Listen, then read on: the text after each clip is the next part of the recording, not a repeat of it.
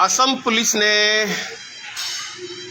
शिव और पार्वती का रोल कर रहे, नाटक कर रहे युवक और युवती को गिरफ्तार किया बजरंग दल या कहें विश्व हिंदू परिषद के कहने पर। कारण है महंगाई की विरोध कर रहे थे शख्स नाटक के जरिए। अब ये सोचने की बात है कि महंगाई का विरोध कर रहे थे शिव और पार्वती का भेष बना के, तो उसे गिरफ्तार कर लिया गया। और जब भारतीय जनता पार्टी किसी नौजवान को, नौटंकीबाज को शिव का भेष बना के और अपना भारतीय जनता पार्टी का उसके हाथ में, एक हाथ में त्रिशूल और एक हाथ में कमल छाप का झंडा लेके उसको रोड पे नचवा रहे, तो क्या सनातन धर्म को ऊंचे शिखरों पे ले जा रहे हैं? यानी कि भगवान भोलेनाथ भारतीय जनता पार्टी का झंडा लेके नाचने के लिए मतलब हो गए हैं अब। अरे भैया हद कर दी है। भारतीय जनता पार्टी से घिनौनी पार्टी तो पहला नंबर कोई दूसरा है नहीं, क्योंकि इनकी राजनीतिक, इनकी गंदगी सारी धर्म से टिकी हुई है और ये धर्म को इस कदर से बदनाम कर रहे हैं, सनातन धर्म को, जिसकी कोई सीमा नहीं है। मैं अंधभक्तों से पूछना चाह रहा हूं, क्या भोलेनाथ के भेष में एक तरफ भारतीय जनता पार्टी का भगवा, ये कमल छाप का झंडा और एक तरफ त्रिशूल और रोड पे नाच रहे हैं भोलेनाथ का रोल करके, तो क्या ये सही है? इसे पसंद करते हो? क्या इससे भगवान भोलेनाथ का अपमान भारतीय जनता पार्टी ने नहीं किया? भारतीय जनता पार्टी ने भगवान भोलेनाथ का बहुत बड़ा अपमान किया है।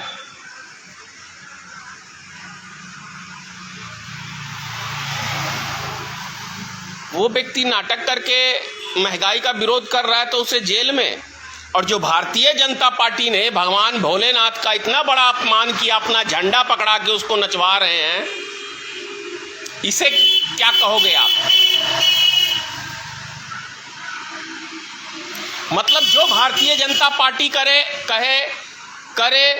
वो सब सही है, दूसरा कुछ भी करे तो वो गलत है, वो धर्म विरोधी है, वो राष्ट्र विरोधी है। और तीन उग्रवादी भारतीय जनता पार्टी के सदस्य पकड़े जाते हैं, तो इस पे मुख जुबान नहीं हिल रही अमित शाह की और नरेंद्र मोदी की और योगी आदित्यनाथ की, तोतों की। फेविकोल का जोड़ लग गया है माननीय प्रधानमंत्री के इस पे, अमित शाह के। बताओ, उग्रवादी के संगठन है भारतीय जनता पार्टी उग्रवादियों का। अरे तीन उग्रवादी पकड़े गए, अब क्या कहोगे? उग्रवादी तुम पालो, बदनाम विपक्षी को करो, हमले तुम करवाओ, बदनाम विपक्षी को करो, भोलेनाथ को कमल का झंडा लेके इतना बड़ा अपमान तुम कराओ रोड पे नाच के।